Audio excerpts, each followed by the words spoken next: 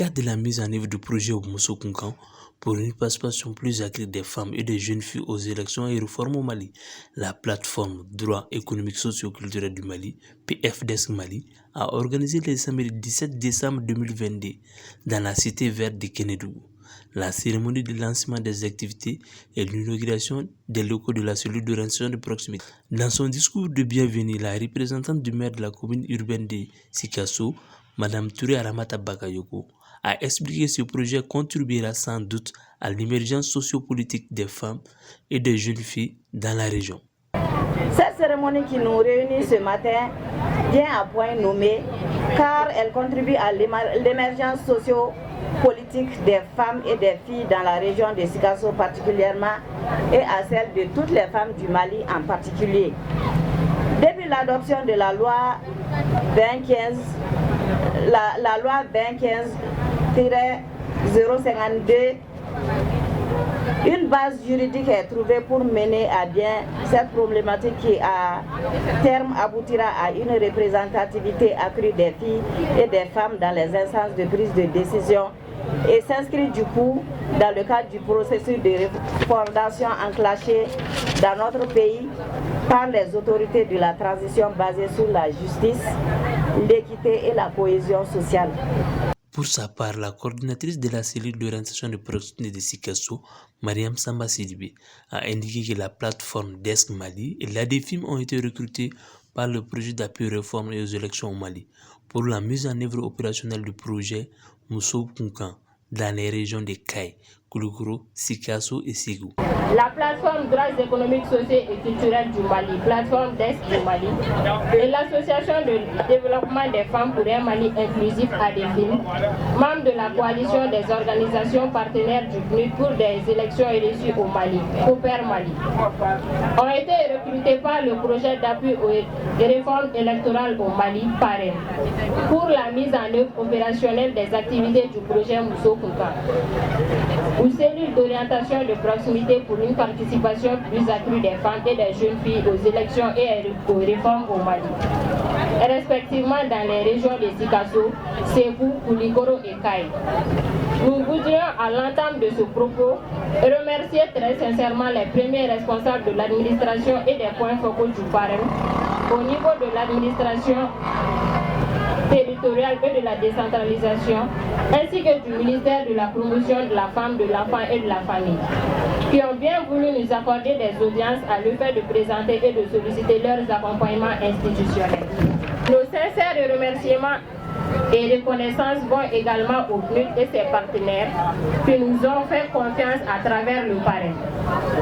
Partant du postulat de ce projet dont la matière repose sur la législation relative aux élections et dont la cible directe est la couche féminine. Visiblement très heureux, le gouverneur de la région de Sikasso a remercié le PNUD et ses partenaires à travers le PAREM pour accompagner le gouvernement du Mali dans sa mission de la défense et la promotion des droits des femmes. Permettez-moi de souhaiter la cordiale bienvenue à l'ensemble des participants à l'occasion de la cérémonie de lancement des activités du projet Mousso Kounkan, ou cellule d'orientation de proximité pour une participation plus accrue des femmes et des jeunes filles aux élections et aux réformes au Mali dans le cadre du PAREM. Je voudrais avant tout propos rendre hommage au PNUD et ses partenaires qui soutiennent ces projets dans le cadre du PAREM pour accompagner le gouvernement du Mali dans sa mission régalienne de promotion des droits des femmes. Mesdames, Messieurs, chers partenaires, chers responsables des partis politiques et des organisations de défense des droits des femmes, Messieurs les chefs de quartier et légitimité traditionnelle de Sikasso, le Mali, à travers sa constitution et les instruments juridiques internationaux et régionaux qu'il a ratifiés, reconnaît et garantit les droits de l'homme, profits civils et politiques, droits économiques, sociaux et culturels et droits de la solidarité, ainsi que les droits spécifiques relatifs à la femme et à l'enfant. Ainsi, les Nations Unies définissent la participation politique des femmes comme toute activité menée par des femmes membres du gouvernement, élues parlementaires ou municipales,